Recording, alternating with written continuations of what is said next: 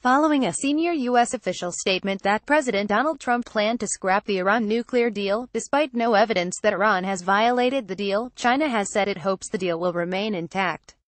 Related, Iran defends nuclear deal as moral victory amid Trump's threats to pull out. Chinese Foreign Ministry spokeswoman Hua Chunying said from Beijing that the Iran nuclear deal is a positive example of diplomacy and that it was a promising step forward for nuclear non-proliferation in the Middle East.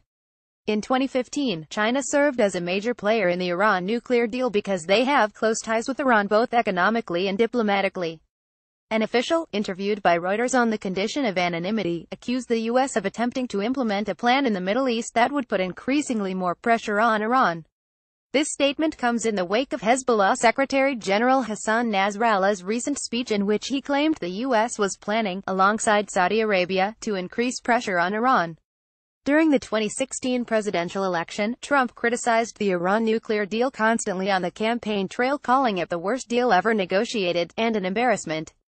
The Trump administration faces an October 15 deadline to certify whether Iran is complying with the terms of the agreement, which they have already reluctantly acknowledged it is in past statements, despite President Trump's criticisms.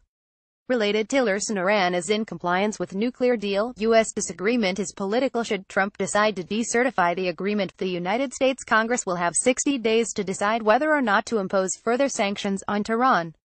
Leaders in the Republican-controlled Congress have decried the deal since it was first signed and have indicated support for further pressure against Tehran.